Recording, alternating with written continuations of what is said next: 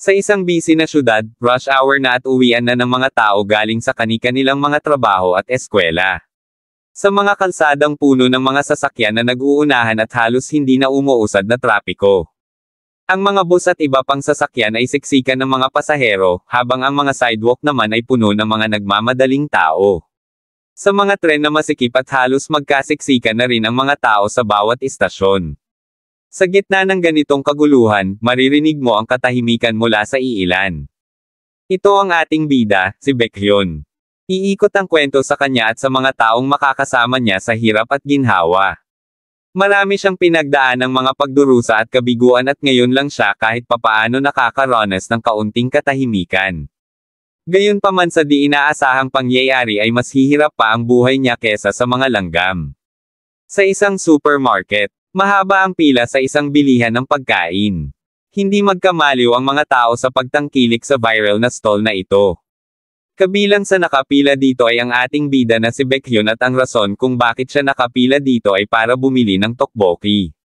Isang sikat na pagkain mula sa Korea na gawa sa rice cake.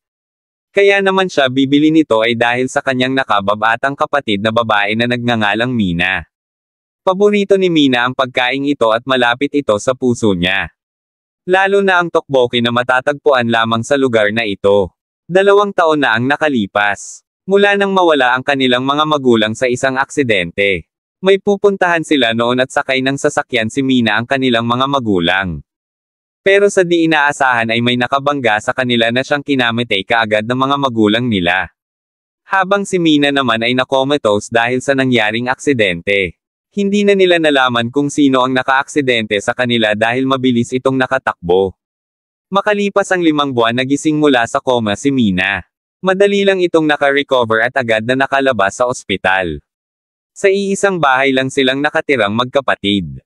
Kahit na mabilis naka-recover ang katawan ni Mina ay may naiwang sakit pa rin sa kanyang puso na tila hindi na malulunasan. Ito ang katotohanang kailangan nilang tanggapin. Ulila na ang dalawa at wala na silang ibang aasahan kundi ang isa't isa. Para naman masuportahan ang nakababatang kapatid nagdesisyon si Baekhyun na wag nang ipagpatuloy ang kanyang pag-aaral sa high school. Para agad na makapagtrabaho at magkaroon ng pera para sa pantusto sa kanilang magkapatid. Dahil dito ay unti-unting nakabawi ng lakas si Mina pero hindi pa rin nawala ang bakas ng nangyari sa kanila. Hirap makipag-communicate si Mina sa ibang tao maliban sa kanyang kapatid na si Baekhyun. Gayunpaman ay nananatili siyang matatag at puno ng pag-asa. Habang nagpapagaling ay gumawa rin siya ng paraan para makatulong sa kanyang kuya at para na rin sa kanyang hinaharap. Bagamat nahihirapan dahil sa kanyang kondisyon ay hindi ito naging hadlang para abutin ni Mina ang kanyang pangarap. Nais ni Minang maging isang tanyag na manunulat ng kwento. Kaya naman, habang baon ng bagong pag-asang ito ay nagsimula ng gumawa ng isang nobela si Mina. Ang titulo ng kanyang nobela ay, Paano Makakaligtas ang Isang Prinsesa sa Maliit na Mundo. Ang title na ito ay simple lamang pero ang nilalaman ng kwento ay talaga namang kakaiba. Pinabasa ni Mina ang nobelang gawa niya sa kanyang kuya. Namangha naman si Baekhyun sa kakaibang kwento nito. Ngayon lang siya nakarinig ng isang kwento na kung saan magiging maliit lahat ng tao na kasing laki halos ng isang langgam. Pero ang buong mundo ay mananatili sa kanilang laki. Pinaliwanag naman ni Mina sa kuya niya na dahil dito ay magiging delikado ang buhay ng mga tao sa kwento dahil mapupunta sila sa ilalalim ng food chain.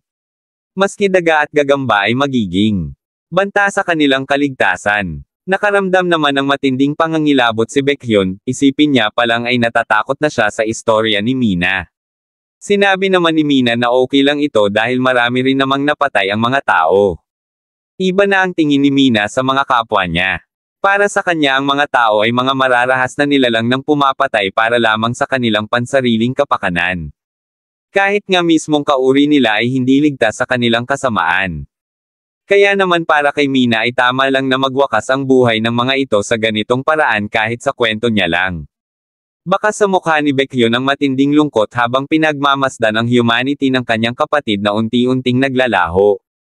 Malaki ang naging galit nito sa mga tao dahil sa nangyari sa kanilang pamilya.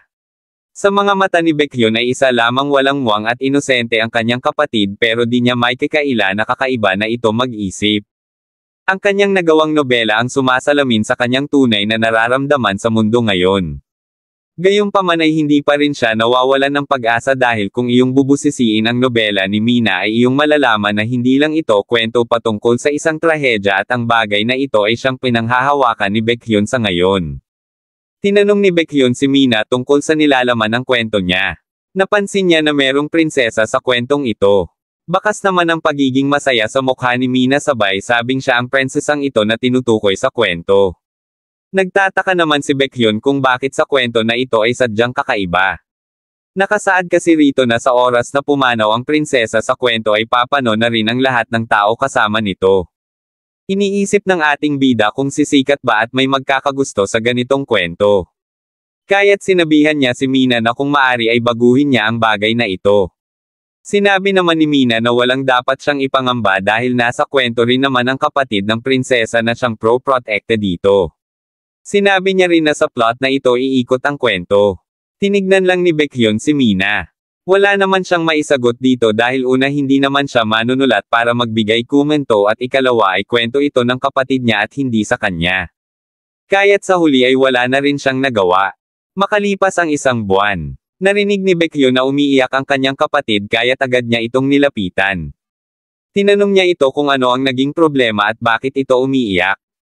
Sumbong naman ni Mina sa kanyang kapatid ay ipinasa na niya ang nobela niya ngunit hindi ito natanggap. Nais namang malaman ni Baekhyun ang detalye kaya't tinanong niya ito kung bakit ito nangyari. Sinabi ni Mina na sinabihan siya na hindi pwedeng babae ang bida sa kwento niya at sinabing sa ganitong klaseng genre na fantasy ay dapat ay lalaki ang bida. Nagpatuloy pa si Mina sa pag-iyak. Iniisip naman ni Baekhyun kung bakit ito nangyari gayong mataas ang demand sa mga fantasy novels. Mukhang malaki ang naging impact na babae ang bida sa kwento niya at bukod pa roon ay medyo weirdo ang istorya. Hindi naman na napigilan ni Mina ang kanyang emosyon at sumabog na ito. Hiniling niya na sana ay maguno na ang mundong ito at sanay matulad ang lahat sa kanyang nobela. Nagagalit siya sa lahat ng tao kaya nais niyang lumiit ang mga ito at ang lahat ng mga hayop ay atakihin ang lahat ng tao. Habang umiiyak ay pilit naman siyang inaawat ng kanyang kapatid. Gayunpaman wala siyang nagawa para pagaanan ang loob nito kaya't hinayaan na lang niya itong maiyak hanggang sa mailabas nito ang lahat ng kanyang sama ng loob. Di nagtagal ay napagod din si Mina sa kakahagulhol niya at nakatulog. Nakita naman ni Baekhyun ang pagkakataong ito para makalabas at ibili ang kapatid niya ng pagkaing gusto niya. Para sa paggising nito ay gumaan man lang kahit papaano ang lungkot na nararamdaman nito. Bumalik na tayo sa kaninang eksena mga lodi. Ngayon ay tapos na ang mahabang pila at si Baekhyun na ang nasa unahan. Umorder siya ng 6 na serving na tteokbokki, nagulat naman ang tindera sa napakaraming order na ito. Sinabi naman ng ating bida sa Ale na okay lang ito dahil paborito naman ito ng kapatid niya. Pinagdarasal naman niya na sana ay mapagan talaga nitong bibilhin niya ang pakiramdam ng kanyang kapatid na si Mina. Habang nag-aantay sa kanyang order ay biglang may natanaw si Baekhyun sa likuran ng tindera. Nakakita siya ng isang malaking daga na siya namang kinagulat niya. Maski yung daga ay napakari pa din ng takbo nung nalaman nitong may nakapansin sa kanya. Pinagbigay alam niya sa tindera ang nakita niya na isang malaking daga na kulay itim. Hindi naman napansin ng Ale kung saan na ito napunta. Humingi ng tawad ang tindera sa ating bida. Sinabi niya na nung nakaraang araw pa nila itinawag ito sa pest control pero hindi pa rin ito nahuhuli dahil sobrang ailap nito. Medyo kinabahan naman si Baekhyun sa order niya. Pakiramdam niya ay may problema sa kalinisan ng lugar na ito kaya naman agad na niyang pina-cancel ang order niya. At dumating na ang delubyo. Biglang nakaramdam ng kakaiba ang ating bida tila ba may panganib na paparating na siyang nagpatayo sa kanyang mga balahibo. Agad na pumasok sa isip niya na baka may daga na naman kaya't agad niyang nilinggan kung anong nangyari. Pero sa kanyang paglingon ay wala siyang nakita. Bigla naman siyang nakaramdam ng kakaiba at nanlamig ang kanyang buong katawan. Si Baekhyun ay nakakaramdam ng kakaibang pakiramdam sa kanyang loob. Para bang may bumabagabag sa kanyang isipan na hindi niya maipaliwanag. Tumitibok ng mabilis ang kanyang puso at nagiging magulo ang kanyang paghinga. Pakiramdam niya'y may bumibigat na bagay sa kanyang dibdib. Hindi niya maintindihan kung saan nanggagaling ang kanyang nararamdaman. Sa huli ay nawala na siya ng malay pero bago mangyari iyon ay naalala niya ang kanyang kapatid at ang mga naging kwento nito sa kanya. Nang siya ay magkamalay ay agad na siyang nagmulat ng kanyang mga mata. Masakit man ang ulo at lito pa ay pinilit niya pa ring bumangon, inaalam kung ano ba ang nangyari. Una kagad niyang napansin ang malaking tel ang nakabalot sa kanya at sa kanyang pag-iimbestiga ay napansin niyang tila kabisado niya ang disenyo ng malaking tel ang ito. Napansin niya ring wala na siyang saplot. Sa kanyang malalim na pag-iisip at pagmamuni-muni ay napagtanto niya na tila ang malaking tel ang ito ay ang kanyang salawal. Bigla namang may lumabas na window system na bumabati sa kanya sa pagpasok niya sa maliit na mundo. Mukhang nakutuban na ng bida ang nangyari dahil tila tulad ito ng nobela ng kanyang kapatid at para makumpirma ang kanyang hinala ay pilit siyang lumabas sa malaking tel ang nakadaygan sa kanya.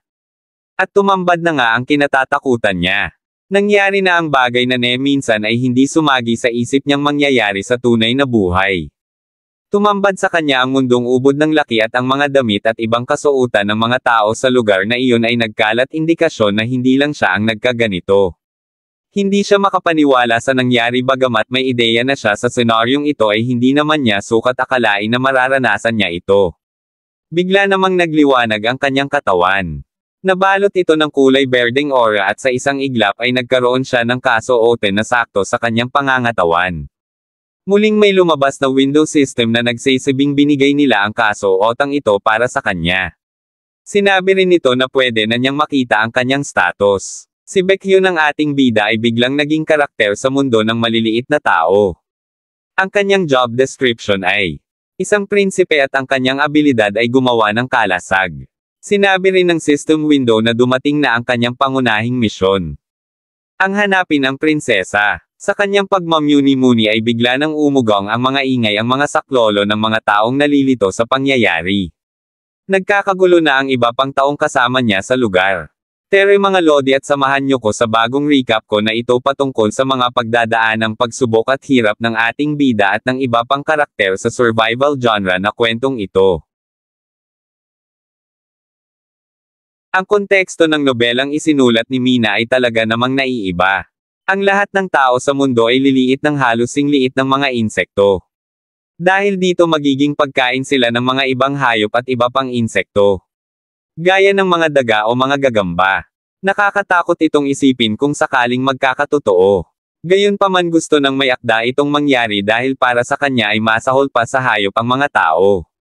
Mas marami pa silang kinikitil na buhay di lang para may makain kundi bilang katuwaan lang din o pagiging gaaman. Ganito kalala ang tingin ni Mina sa mga ibang tao maliban sa kanyang kapatid. Hindi makapaniwala ang ating bida sa kanyang mga nakikita. Di niya sukat akalain na ang binasa niyang istorya kamakailan ay naging realidad na niya ngayon. Gamit ang system window ay tinignan ni Baekhyun ang minimap kung saan itinuturo nito ang kinalalagyan ng kanyang kapatid.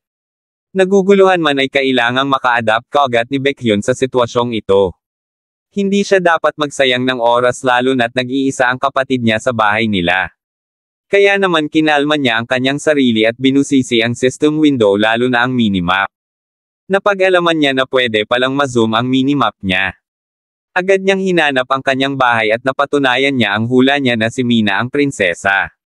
Tinuturo siya ng system at ng main quest niya papunta sa bahay niya. Habang nag-iisip ng strategy pabalik sa bahay niya ay nag-ambala siya ng isang napakalakas na ingay. Sa sobrang lakas ay tila mabibiyak ang ulo niya. Maski ang ibang tao na lumiit ay ganito rin ang nararamdaman. Nagmamula ang ingay mula sa aling nagtitinde ng tteokbokki. Mukhang na-delay ang pagliit nito para sa ibang naroon. Gaya ng nangyari kay Baekhyun ay lumabas na rin ang mga sintomas sa tindera. Unti-unti na itong lumiit. Para bang naglaho ito at naiwan ang kanyang mga damit. Sa kasamaang palad ay may bitbit itong isang kalderong bagong lutong tteokbokki. At ang mga taong kalapit nito ay siguradong mababagsakan nito. Pinilit ng ibang makailag sa kanilang katapusan pero merong iilang inabot ng kamalasan. Naligo sila ng oras ng mainit na sabaw ng tteokbokki. Tila naman sinampal ng realidad si Baekhyun sa kanyang nakita. Kung hindi siya nag-cancel ng order ay siguradong kasama siya sa mga matatapunan ng kumukulong tteokbokki. Pasalamat siya sa dagang nakita niya kanina. Nakita niya sa kanyang minimap na naglaho na ang mga asul na tuldok na nagre-represente sa mga tao. Naglaho ito indikasyon na pumanaw na ang mga taong iyon. Hindi makapaniwala si Baekhyun sa kanyang mga nasaksihan. Dahil ganun-ganun na lang ay may mga nasawi na sa kanyang harapan. Mas lalong nakumbinsi si Baekhyun na totoo ang lahat ng nangyayari dahil sa nakita niyang ito. Bukod sa mga nasawi ay nagsabay-sabay din ang ingay ng mga taong buhay pa pero malubang nalapnusan. Ngayon ay mas lalo pang pinagbuti ni Baekhyun ang kanyang pag-iisip kung paano siya makakauwi at makakaalis sa malaimpyernong lugar na ito. Nilista ni Baekhyun ang mga kailangan niyang gawin sa kanyang isipan. Una ay kailangan niyang makaligtas sa lugar na ito, ikalawa ay makita niyang muli ang kapatid niya. At ikatlo ay malaman niya kung paano niya magagamit ang kapangyarihang ibinigay sa kanya. Napatingin siya sa iba pang taong naroon at kanyang napagtanto na kung gusto niyang makaalis ng buhay sa lugar na ito ay kailangan niyang makipagtulungan sa ibang taong narito. Habang siya naman ay nag-iisip ay may naramdaman siyang tila nakatitig sa kanya. At nang kanya niya itong tignan ay tumabad sa kanya ang isang napakalaking itim na daga. Mukhang kailangan niyang bawiin ang pasasalamat niya dito kanina. Muli silang nagkita ng dagang ito pero ngayon ay siya na ang prey dito. Bukod sa mas malaki na ang mga hayop na ito sa kanila ay sa di mapaliwanag na dahilan ay mas agresibo din ang mga ito sa pag-hunt sa kanila. Agad nang sumugod ang daga kay Baekhyun. Napatakbo naman ng wala sa oras ang ating bida. Kahit na binibigay na ang lahat ni Baekhyun ay alam niya na kaunting sandali na lang ay maaabutan na siya ng humahabol na malaking daga sa kanya. Pilit siyang tumatakbo kahit na hindi niya alam kung saan siya patungo. Kinatigan naman ng tadhana ang ating bida. Sa paghabol sa kanya ng daga ay may nadaanan itong ibang tao. Kaya naman ito kaagad ang inatake nito. Isang madiin na kagat sa isa sa paa ng lalaki ang ginawa nito. Nakita ito ng ating bida pero patuloy pa rin siya sa pagtakbo. Ipinalo ng daga ang nahuli niya sa semento para hindi na makapalagpas sa gagawin niya. Sunod ay hinawakan niya ito sa magkabilang balikat para hindi na makatakas pa. Naririnig ni Baekhyun ang sigaw ng saklolo ng pinupudtrip na lalaki. Pero wala na siyang magagawa pa rito kaya't nagpatuloy na lang siya sa pagtakbo. Matapos kitlin ng daga ang lalaki ay tinoon na kagad nito ang kanyang pansin sa ating bida na tila ba may atraso ito sa kanya. Muli na niyang hinabol si Baekhyun.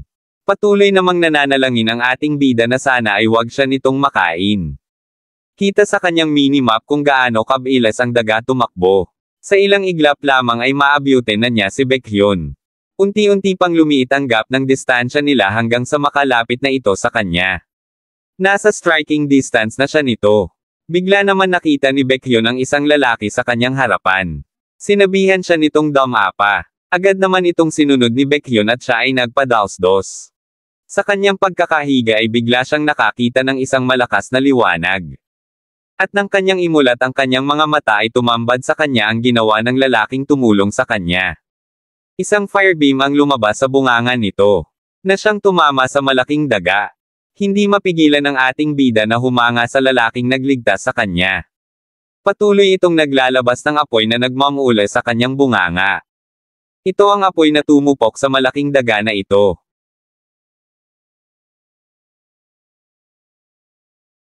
Bumubuga ng apoy mula sa bibig si Manong na parang dragon. Ang kapangyarihang ito ang ginamit niya para iligtas ang ating bida sa tiyak na kapahamakan. Ang kapangyarihang ito ang tumupok sa napakalaking daga na humahabol kay Baekhyun. At dahil dito ay natigilan ito at mas pinili na lang na umatras.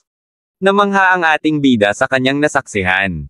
Bigla na talagang naging panteserye ang realidad niya. Yun ay nagliitan sila sumunod ang malaking daga at ngayon ang Manong na bumubuga ng apoy. Tuluyan ng tumakbo ang malaking daga. Ngayon ay ligtas na sa peligro si Baekhyun. Mabuti na lang ay may nakasalubong siya na taong marunong nang gumamit ng skill. Tinulungan ng lalaking ito si Baekhyun na tumayo at tinanong na rin kung mabuti ba ang kalagayan nito. Sumagot naman siya ng oo sabay abot sa kamay ng taong nagligtas sa kanya. Dalawang lalaki ang nakasalubong niya sa pagtakas niya sa daga. Tinanong naman siya ng lalaking bumubuga ng apoy kung meron bang masakit sa kanya o okay lang ba ang pakiramdam niya. Bukod sa hingal ay wala namang natamong injury si Baekhyun. Nagpasalamat siya sa tumulong sa kanya dahil kung hindi ay siguradong naging food trip na siya nung daga. May iba pang kasama yung dalawang lalaki. Isang babae at isang matandang lalaki na tila masungit. Tinanong ng babae kung ano ba ang nangyari. Sinabi ng isang lalaki sa babae na alam niyang nakakatakot na sitwasyon ito pero kinakailangan nilang magpakatatag. Asawa ng lalaking bumubuga ng apoy ang babae at sinabihan niya itong ikalma ang kanyang sarili at sinabihan ang lahat na mas mabuting magsama-sama sila para mas tumaas ang tsansa nilang makasurvive. Hula ni Baekhyun ay isang pamilya ang mga ito. Ang matanda ang pinakatatay at magkapatid ang dalawang lalaki dahil magkakamukha ang tatlo habang ang babae naman ay ang asawa ng nagligtas sa kanya. Nilapitan siya ng matanda at sinabi nitong inilagay niya sila sa alanganin. Muntik na silang mapahamak dahil sa direksyon nila tumakbo si Baekhyun. Humingi naman ng tawad ang ating bida kahit na hindi naman niya ito sadya. Sinabi naman ng babae na hindi kasalanan ng ating bida ang nangyari dahil nasa bingit na siya ng kamatayan kaya't siguradong hindi na ito nakapag-isip at basta na lang tumakbo sa kung saang direksyon. Tila wala namang narinig ang matanda, nagbingi-bingihan lang siya at di pinansin ang sinabi ng babae. Tinawag niya ang isa sa mga lalaki. Jinchol ang lalaking bumubuga ng apoy, tinawag niya ito dahil may nais siyang sabihin.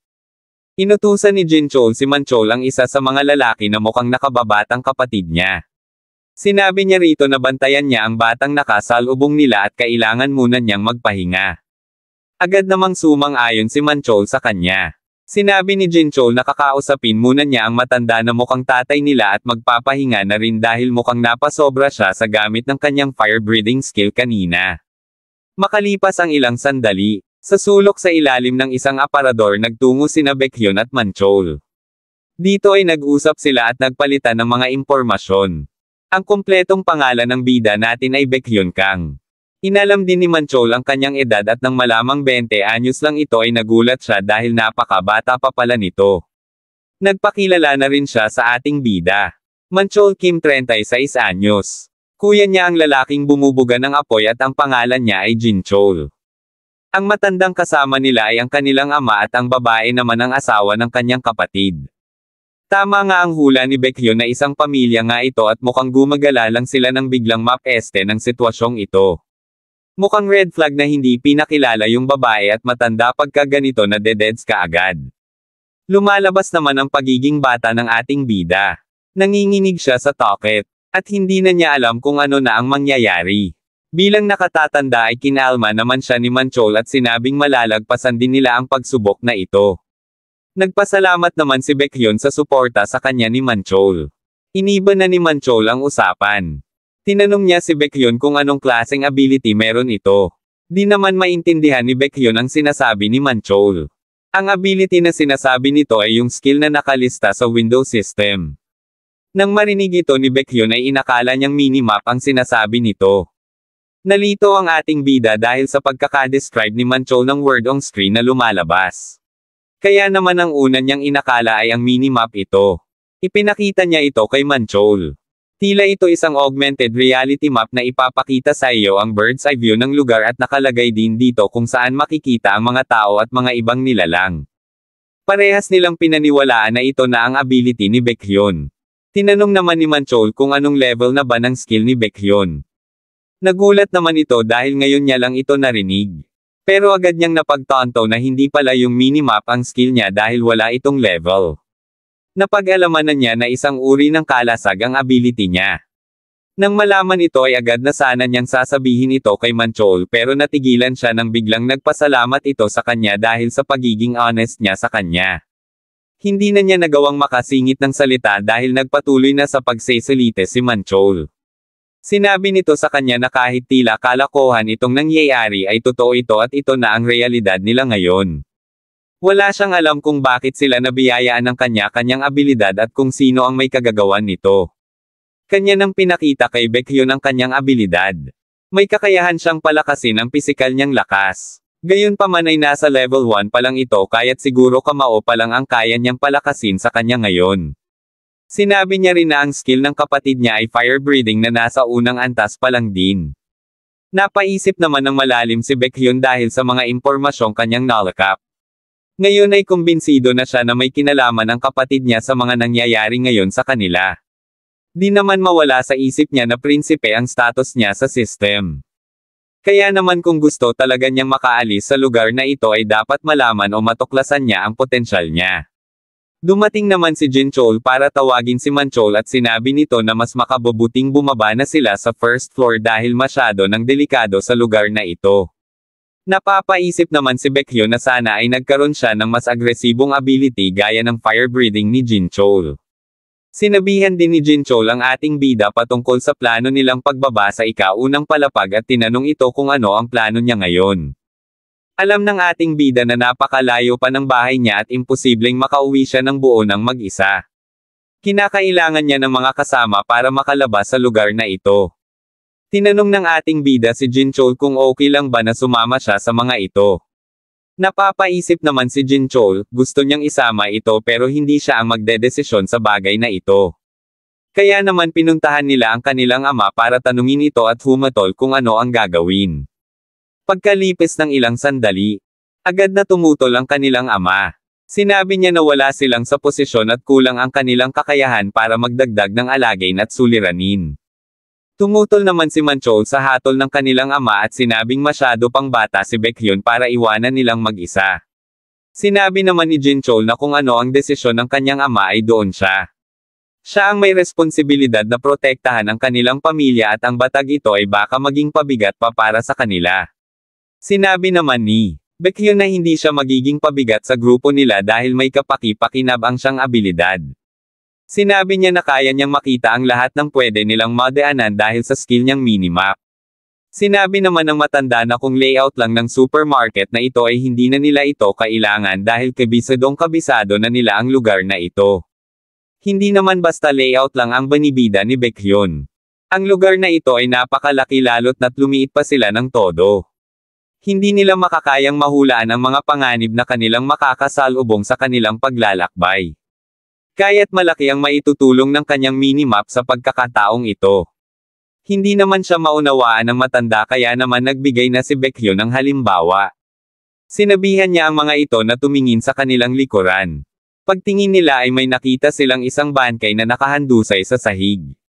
Rinig na parang may kumakain dito sabay bigla itong hinayla. Nagulat ang lahat sa kanilang nasaksihan. Sa madilim na sulok na ito ay may isang praying mantis. Mukhang ang ilan sa mga ito ay nakawala mula sa pet section. Ito na ang advantage ng minimap ni Baekhyun. Makakaya niyang makita ang mga potensyal na kapahamakan gamit itong minimap niya. Natapos ng kumain ang praying mantis at lumabas na ito mula sa kadiliman. Tumambad sa kanila ang predator na ito na kahit nung maliit pa ay naiilang na silang hawakan. Agad na sinabihan ng babae ang asawa niya na mukhang delikadong tumuloy sila sa daang ito. Sinabi naman ni Jinchol na ang daang ito ang pinakamabilis na daan pababa sa first floor. Ito rin ang pinakaligtas dahil hagdanan at hindi escalator ang dadaanan nila.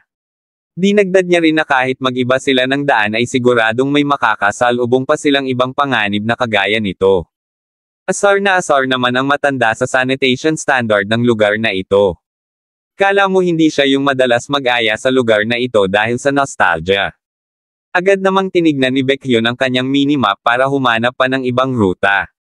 Sa kanyang pagtingin dito ay agad niyang napag-alaman na hindi ang praying mantis ang kanilang dapat problemayan dahil may mas malaking problema silang kakaharapin. Sinabihan niya ang lahat na may paparating na panganib. Di pa man nila ito nakikita ay rinig na nila kung ano ito. Sa di kalayuan ang may paparating na robotic vacuum cleaner. Ang robotic vacuum cleaner ay isang automatikong kagamitan sa paglilinis na gumagalaw ng mag-isa upang linisin ang sahig. Ito ay may sensors na tumutulong para maiwasan ang mga balakid at may navigate ang buong lugar. Karaniwang gumagamit ito ng rechargeable na baterya at pwedeng i-programa para sa regular na paglilinis. Ito naman ang dahilan kung bakit delikado ito dahil siguradong dumilang ang tingin nito sa kanila. Ano kaya ang mas pipiliin nila? Ang kalabanan ng praying mantis o makipagpatintero sa robot na ito?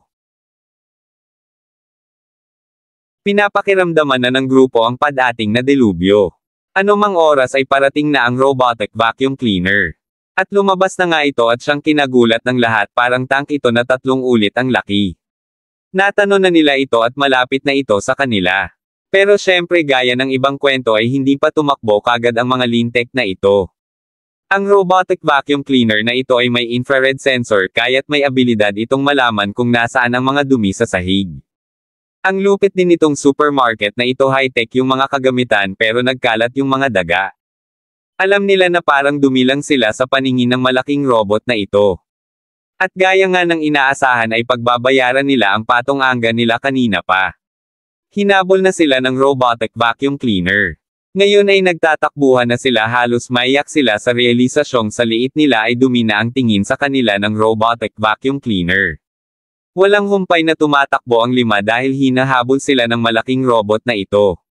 Patuloy silang natakbo kahit di nila alam kung saan sila patutungo.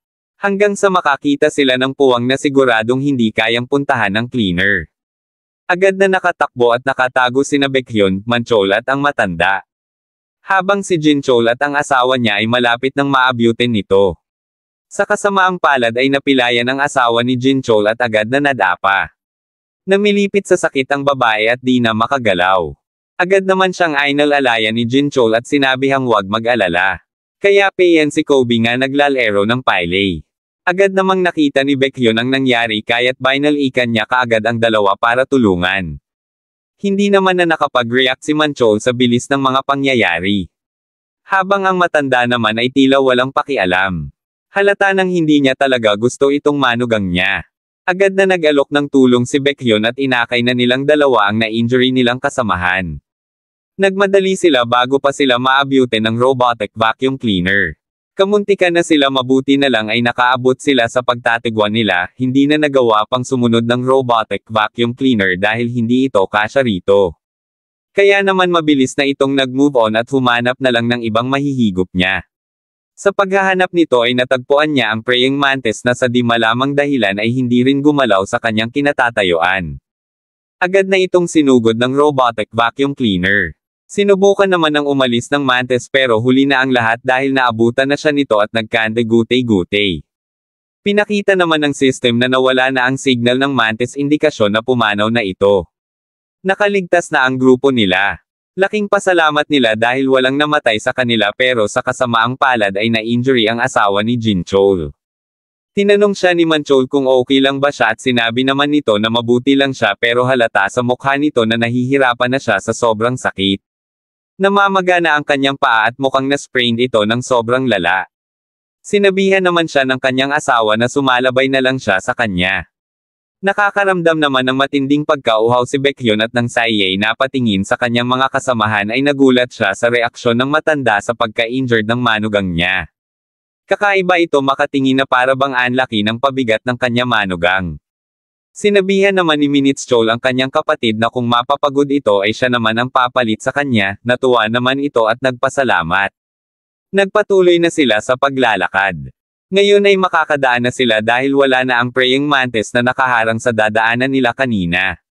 Sa kasamaang palad nga lang ay mukhang hindi na sila makakababa gamit ang hagdan dahil may isa ng injured sa kasamahan nila. Kaya naman nagpatuloy sila sa paglalakad hanggang sa marating nila ang escalator. Tinanong ni Manchol si Baekhyun kung anong lagay ng mga dadaanan nila. Sinabi naman nito na medyo alanganin dahil sa baba nitong escalator ay may iba pang insektong nakaabang sa kanila na nanggaling din sa pet store. Mukhang mag-iiba na naman sila ng plano at baka sa emergency stairs na lang sila bumaba. Napansin nilang maraming tao ang bumababa gamit ito pero gaya ng dati ay problema nga nila ang injured na asawa ni Jinchol. Pinaalala naman ni Baekhyun na siguradong mahihirapan ang asawa ni Jinchol dahil sa injury nito.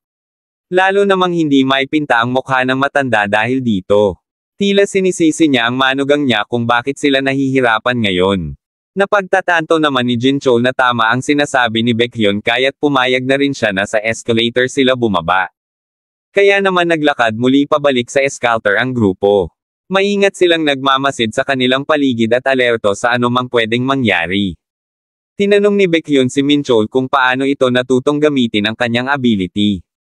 Nagulat naman si Minchol dahil alam naman na ni Baekhyun ang paggamit ng skill niya. Ang alam niya kasing skill ni Baekhyun ay yung minimap. Natawa na lang si Baekhyun at sinabing curious lang siya kung paano ito nagawa ni Manchol at kung pare-parehas ba sila ng paraan. Sinabi ni Manchol na may lalabas na hologram para ituro ito. Ang kailangan niya lang gawin ay isipin ang pangalan ng kanyang ability ay may lalabas na hologram para ituro ito, at kailangan na lang niyang kopayahin ito. Sinabi niya na parehas silang ng kanyang kapatid na natutunan ito sa parehas na paraan. Agad na itong ginawa ni Baekhyun at inisip ang skill niyang Barrier Level 1. At ganun na lang ay may lumabas na hologram para i-demo sa kanya kung ano ang gagawin niya para mapalabas ang kanyang skill. Dinimo nito ang gagawin niya. Kailangan lang niyang pumalapak sa itaas at ibuka ang kanyang mga kamay at lalabas na ito. Napabilib naman siya sa skill na ito at mukhang marami siyang mapaggagamitan nito. Napagod na kakabuhat si Jin Chol kaya't nakipagpalit na siya ng posisyon kay Manchol. Patuloy naman sa pagtingin ng masama sa manugang niya ang matanda. Parang gusto na niya itong pagsalitaan ng mas asama kung wala lang sana ang anak niya na asawa nito. Humingi ng tawad ang babae dahil ramdam niya na nagiging pabigat na siya sa mga kasama niya. Sinabi naman ni Manchol na okay lang ito dahil matagal na siyang nag-training para sa ganitong pagkakataon. Muling chinek ni Baekhyun ang kalagayan ng kanyang kapatid gamit ang minimap. Nakahinga siya ng maluwag dahil napag-alaman niyang nandirito pa rin ito. Ipinangako niya na gagawin niya ang lahat mailigtas lang at makauwi sa piling ng kapatid niya. Bigla naman niyang napansin na may paparating na panganib sa kanila. Ngayon ay nagsisisi siya dahil naging pabaya siya sa pag-check ng kanilang status sa minimap. Binalikan sila ng dagang nasunog ni Jin Chol kanina. Kumakaripis ito ng takbo papasugod sa kanila. Agad na inalarma ni Baekhyun ang kanyang mga kasamahan at sinabing papasugod na naman ang nakaharap nilang daga kanina. Agad naman itong hinarap ni Jin Chol para tirahin ang kanyang fire-breathing skill. Agad na hinarap ni Jin Chol ang daga at tinairan ang kanyang fire-breathing skill. Lumabas na ang apoy sa kanyang bunganga pupunta sa direksyon ng daga. Pero di tulad kanina ay mas handa na ang daga ngayon. Madali lang niyang naiwasan ang skill na ibinato sa kanya ni Jin Chol. Nagulat naman si Jin Chol sa mga nangyari, hindi niya akalain na maiiwasan ito ng daga. Hindi pa naman niya kayang bumuga muli ng fire breath dahil lubhang nakakaubos ito ng lakas. Papalapit na ang daga sa kanila nang biglang nag-step up ang ating bida. Pumunta siya sa harapan ni Jin Chol para doon gamitin ang kanyang skill. Agad na niyang ginawa ang seremonyas niya nagdadasal na sana ay gumana nga ang kanyang skill. Lumabas bigla ang kanyang barrier na siyang pro-protecte sa kanila. Sinubukan itong lusubin ng daga pero napatalsik lang ito sa tigas ng kalasag ni Baekhyun. Nagtagumpay siya sa pagligtas ng kanyang mga kasamahan. Muli itong sinubukang lusubin ng daga pero kagaya kanina ay bigo ito. Muli itong tumalsik na para bang may binundol itong makapal na pader. Pero hindi pa dito natatapos ang pag-atake ng daga. Nagulat si Baekhyun dahil tila kakaiba ang kinikilos nito. Kung normal na daga ito ay kanina pa nito sila nilubayan. Pero iba ito muli itong tumayo at lumusob. Pero sa pagkakataong ito ay iniwasan sila nito at sumugod sa matanda na hindi napasama sa barrier na ginawa ni Baekhyun. Ayan kasi nang makita niyang papasugod na yung daga ay nauna pa siyang tumakbo at iniwanan ang mga kasamahan niya. Ang layo niya tuloy sa barrier ni Baekhyun. Nagulat ang lahat dahil ang layo pala ng matanda sa kanila dahil kanina lang ay katabi nila ito. Agad na binitawan ni Manchol ang kanyang buhat-buhat na hipag niya. Para saklolohan ang makasarili niyang tatay. Pero hindi na niya ito inabutan dahil nakagat na ng daga ang kanang braso ng tatay niya. Agad itong naputol at tumilapon ang matanda bago hamampas sa sahig. Sa galit ni Manchol ay sinugod na niya ang daga walang takot sa kung ano man ang mangyayari sa kanya. Ginamit na niya ang kanyang skill at sinuntok ang daga sa sikmura na siyang nagpataob dito. Sa takot ng daga ay napakaripis na ito ng takbo. Grabing sakit ang nararamdaman ngayon ng matanda sa pagkaputol ng kanyang kanang braso. Agad naman siyang nilapitan ng mag-asawa para alalayan at kamustahin ang lagay nito. Sa paglapit ng mag-asawa ay may ibinulong ang matanda sa anak niyang si Jin Chol. Nang masaksihan ito ni Baekhyun ay nagtaka siya dahil sa grabing natamo na injury ng matanda ay hindi man lang ito nagpapanik. Kahit na pwede niya itong ikamete ay kalmado pa rin ito. Napatingin naman sa kanya si Jin Chol at sinabi nitong baka pwede niyang alalayan ang tatay niya. Dahil aalalayan niya din ang asawa niya.